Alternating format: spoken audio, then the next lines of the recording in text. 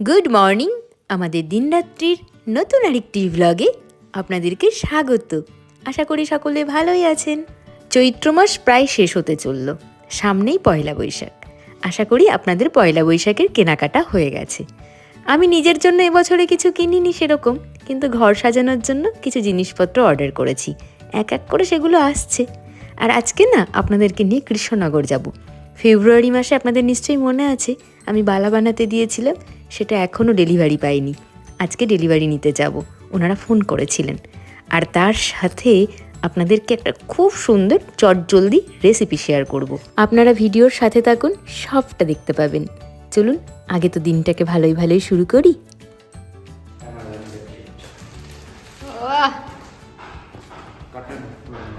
হ্যাঁ, পিওর কটনই ছিল। এটা পরে দেখছি।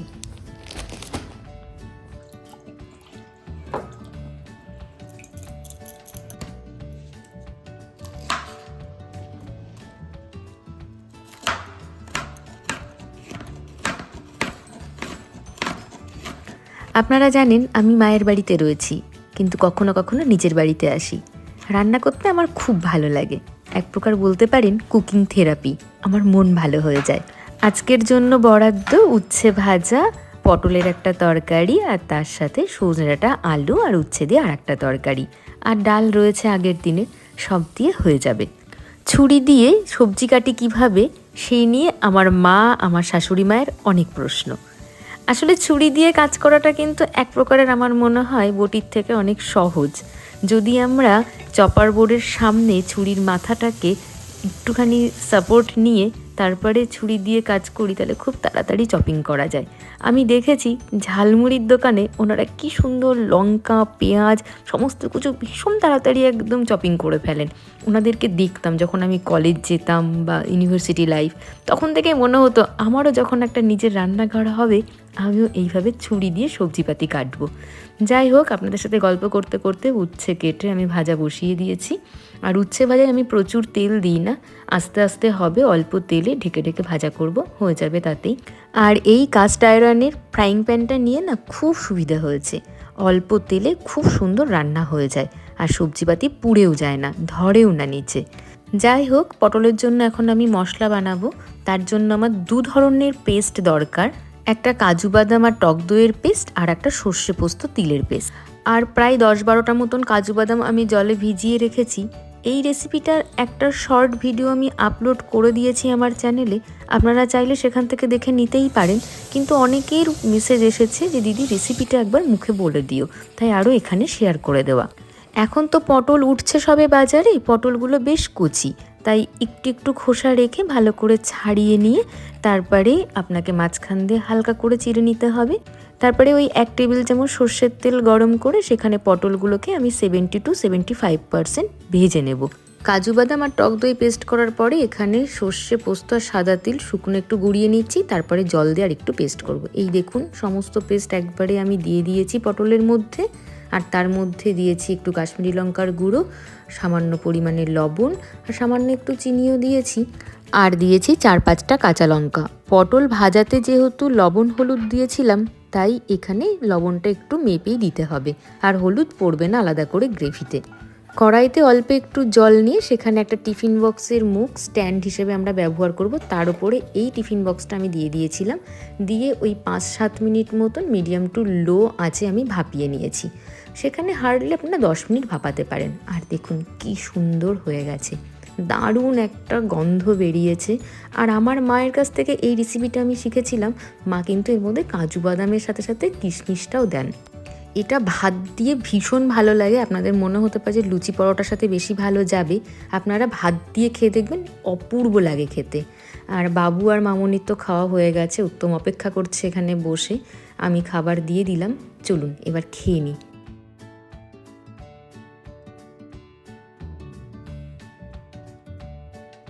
আমি শুধু একটা কথাই বলবো, যারা পটল খেতে ভালোবাসে না তাদের জন্য, যে একবার এই রেসিপিটা বানিয়ে খেতে কোথা দিয়ে এক নিমেষে এক থালা ভাত শেষ হয়ে যাবে, আর রোজ দিন বলবে যে এই রেসিপিটা চাই।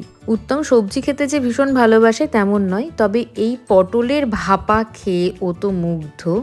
দেখুন লাস্ট পাতে একটু বাঁচিয়ে রেখে দিয়েছিল গ্রেভি আর পটল, সেটাই এখন চেটে পুটে খাচ্ছে। কে নাকি বাজে রিভিউ দেবে তা চেটে পুটে খাচ্ছে কেন? এখন দুপুর গড়িয়ে প্রায় বিকেল। উত্তম নিচে তরমুজ কেটেছে, চলুন নিচে যাই।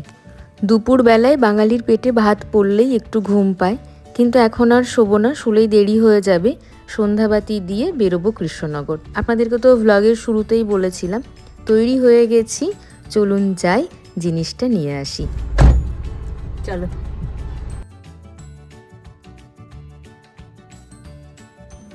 দূরে ঢাকের আওয়াজ শুনতে পাচ্ছেন? আমাদের এখানে না চৈত্র পুজো হয়, চড়কের মেলাও বসে। পুরো চৈত্র মাস ধরে কিন্তু এই পুজোর আয়োজন থাকে না, চৈত্র মাসের শেষের দিকে গিয়ে এই পুজোর আয়োজন করা হয়। যাই হোক, আমরা তো এখন বাইপাসে রয়েছি, আর নতুন তেল পাম্পের সামনে পুতুলটাকে দেখুন। সরি, আমাদের তেল একদম ফুল ট্যাঙ্ক, প্লিজ আমরা পরে আসবো। এত চায়ের দোকান পুরো মোড়ে মোড়ে একেবারে। কৃষ্ণনগরের সেনকো গোলটা একদম শহরের ভিতরে মেন মার্কেটের ওখানে। আমাদের বাড়ি থেকে প্রায় 15 কিলোমিটার হবেই মনে হয়, তাই একটু সময় তো লাগবেই, 20-25 মিনিট লেগেই যাবে। আর যদি জ্যামে পড়ি তাহলে তো কোনো কথাই নেই। আপনাদের সাথে গল্প করতে করতে চলে এসেছি বাতকুল্লা মোড়ে।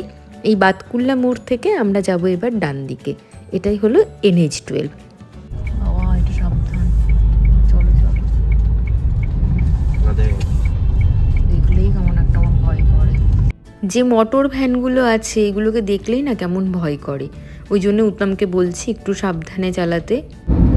মানুষের জীবনের কোনো ভ্যালু নেই, মানে এত ঠুনকো জীবন, মানে আজ যাচ্ছি কালকে সকালটা দেখা যাবে কিনা তার কোনো গ্যারান্টি নেই। তাও মানুষ কত প্ল্যানিং করে না বলে। কৃষ্ণনগরে এলেই সরপুরিয়া আর সর ভাজার কথা মনে পড়ে, আর এই শঙ্করের দোকানটি রয়েছে সামনেই। আর খিদেও পাচ্ছে, আগে খেয়ে নি তারপরে যাব। খিদে পেয়ে গেছে। না চলো সামনে চলো, তোমার তো সুবিধা হবে।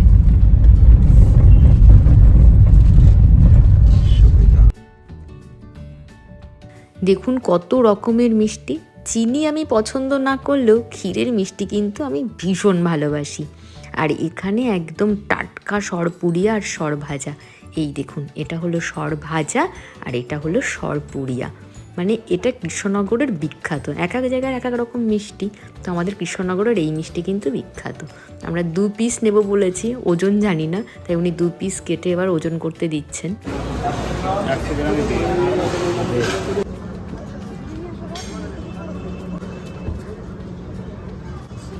চলো আগে তাহলে মিষ্টিটা খেয়ে নি। এ নাও, গাড়ারটা খুলেছি। কোন মিষ্টি হবে আগে? এটাই খাই। হ্যাঁ ভালো খেতে, খারাপ না। এবার আসল জিনিসটা দাও বাবা, সর ভাজা শঙ্করের, খুব ভালো খেতে।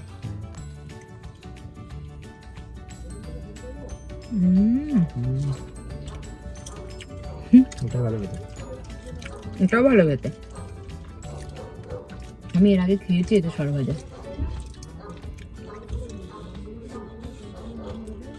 ওদের হচ্ছে পরতে পরতে একটা পাপড়ি পাপড়ি ব্যাপার থাকে, বুঝলে তো। আর এটা অনেকটা সেই সরপুরিয়ার মতনই আর কি, ভেতরটা আর কি পুরো। হ্যাঁ, কৃষ্ণনগরের সরপুরিয়ার একটু প্রশংসা করো, যারা আসবে এদিকে বেড়াতে সরপুরিয়া কিনে নিয়ে যাবে। অধর থেকে খেতে হবে, অধর থেকে খেতে হবে, তাই না? এখানেও ভালো, এরকম করে বলার কিছু নেই। কৃষ্ণনগরে চৈত্রের সেল বসেছে, চারিদিকে দোকানগুলোতে ভিড় দেখুন।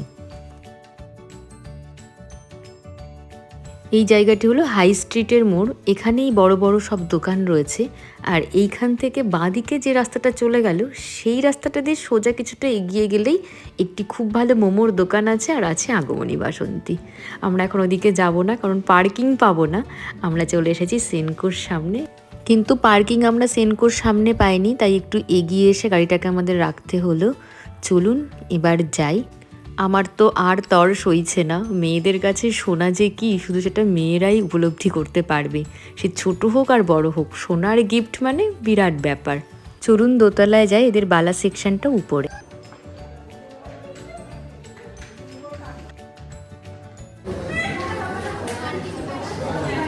অন্যরকম না? আচ্ছা, কত করে আছে গো? 1,36,750। মাঝখানে অনেকটা কমে ছিল নাকি? কত কমেছে? 1,26,000। আরে বাবা, আমারটা দেখাও, এটা ভালো লাগছে। আসার সাথে সাথেই এক গাল হাসি মুখে ওয়েলকাম। আমার এত ভালো লাগে এদের বিহেভিয়ার। আর উত্তমকে দেখুন কফি খেতে ব্যস্ত। আমার মাংসটা আমি কবে চেঞ্জ করবো? আমার মাংসটা একটু ফিট বসে না আমার। 11 গ্রাম। আমি এখন মান্তাসা দেখছি, এত ভালো ডিজাইনটা আর ওয়েটটা যে খুব বেশি তা নয়। 11 গ্রাম 370 মিলিগ্রাম রয়েছে। দেখুন কি ভালো লাগছে, তাই না? প্রিয়াঙ্কের নামে হয়েছে, কিন্তু অর্ডারটা গেছিল উত্তম কুমার দাসের নামে। প্রিয়াঙ্কি। হ্যাঁ, প্রিয়াঙ্কি। এখানে মান্তাসার আরও অনেকগুলো ডিজাইন রয়েছে, সবগুলোই নতুন এসেছে। আর এখন দেখছি কঙ্কনের এই ডিজাইনটাও আমার বেশ ভালো লাগলো। তবে মাথার ওপর দিয়ে একটু বল বসানো থাকলে সেটা যেন বেশি ভালো লাগে। এটাও সুন্দর। এখন যা সোনার দাম, বলের কাজ নিতে গেলেই বেশি ওয়েট হয়ে যাবে। আর এই দেখুন আমার শাখাটা তো খুলে আমি বালাটা ট্রায়াল দিচ্ছিলাম কেমন লাগে শুধু বালাটা পরে। তো শাখাটা খোলার পরে হাতটা কেমন ফাঁকা ফাঁকা লাগছিল, তাই আমি বললাম সুদেশনাদিকে যে না, শাখাটা তুমি আবার পরিয়ে দাও। ওরা না এই নতুন একটা মানে উপায় বলতে পারেন, যে প্লাস্টিক হাতে পরিয়ে সুন্দর করে চট জলদি শাখা একদম ওনারা পরিয়ে দিলেন। একটু লেগেছিল, কিন্তু এটা বেশ মানে আমার মনে হয়েছে কার্যকরী। আপনারাও বাড়িতে কিন্তু এটা ট্রাই করে দেখতে পারেন।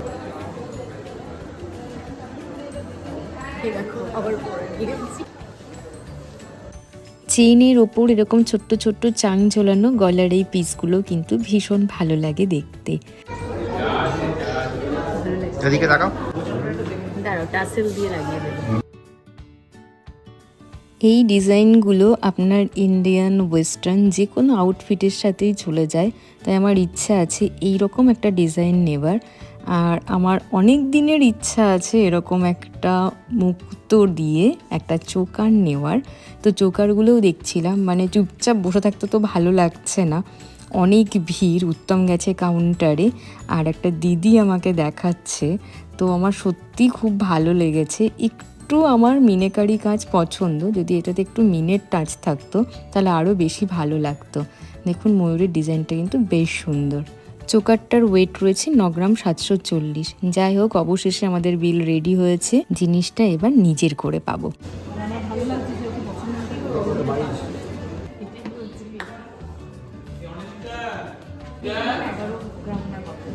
এটা নিয়ে রাখবো, ওরা যদি কেউ আসে, ওরা একটু দিয়ে আসুক, বলে দিন। ওকে পাঠিয়ে দিয়ে আমি করবো। ঠিক আছে, আমার কাছেই থাকবে। Thank you. ওয়েলকাম, ভালো থেকো, দেখা হবে আবার। না না, ফাইনাল বিল পরে দিয়ে দিবে একটা। আপনারা জানেন যে আমাদের সোনা কেনাই ছিল, শুধু মজুরিটা পে করতে হয়েছে। উত্তমের বার্থডে মান্থে আমরা এই জিনিসটি পারচেস করেছিলাম বলে 25% মেকিং চার্জে বার্থডে উপলক্ষে ওনাদের একটা ছাড় রয়েছে। যাই হোক, অবশেষে আমরা বেরিয়েছি সেখান থেকে। এখন যাচ্ছি আমরা খাওয়া দাওয়া করতে। আর কোথায় যাব আপনারা তো জানেন, আমার ভীষণ পছন্দের। কৃষ্ণনগরে আসলেই খাওয়া দাওয়ার কথা উঠলেই আমরা সেখানেই যাই। জায়গাটি হচ্ছে মাদারসার্টের নতুন সেগমেন্ট খোলা আছে কিনা জানি না, খোলা থাকলে খুব ভালো লাগবে। নাহলে পুরনো সেগমেন্টে বসুধাতে বসে খাওয়ার ইচ্ছে আছে। বসুধা জায়গাটিও ভীষণ সুন্দর। তাই তো দেখছি, পার্কিংয়ে তো একটু জায়গা নেই।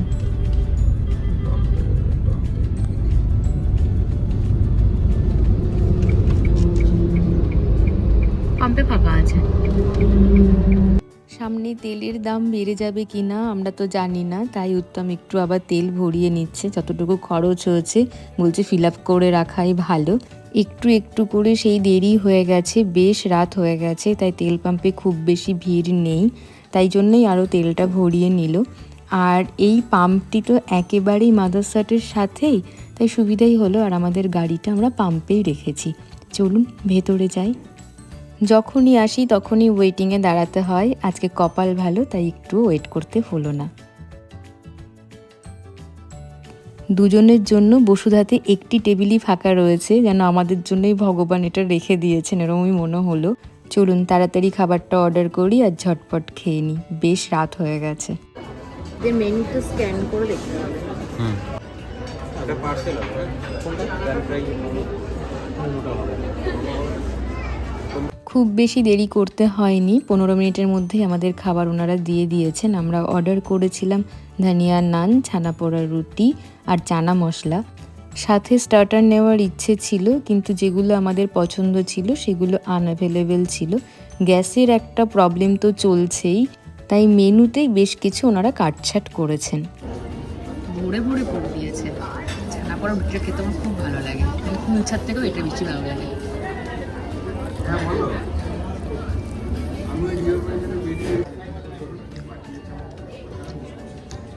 এমনি আমাদের খাবারটা ভালো বানিয়েছে। এখন বেশ রাত, ঘড়িতে বাজে 11:15। সামনে নাকা চেকিং রয়েছে, মনে হচ্ছে আমাদের গাড়ি চেক হতে পারে।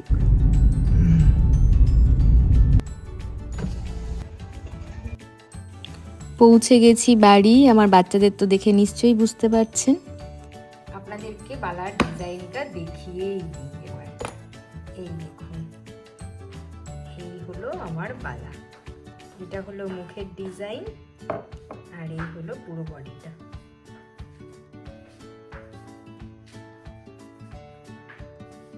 আমি শুধু ওয়েটটা বলে দিচ্ছি, দাম বা কিছু আমি বলছি না। আমার এটা পুরো বালাটা পড়েছে 15 গ্রাম, ওয়েটটা আর কি আছে। মানে ওনারা চাইলে হয়তো আরেকটু কমে বানাতে পারতেন, কিন্তু বললেন যে এই মুখের যে কাজটা রয়েছে, দড়ি পাকানো কাজ আর এই টেজকি বলের কাজ, এগুলো সলিড না দিলে ভালো মজবুত হবে না, তাই ওরা মজবুত করে বানিয়ে দিয়েছে। ভীষণ সুন্দর, আমার তো খুব পছন্দ হয়েছে। আপনারা কমেন্টে অবশ্যই জানাবেন। আজকের ব্লগটা এখানেই শেষ করছি। সকলে ভালো থাকবেন, সাবধানে থাকবেন। শুভরাত্রি।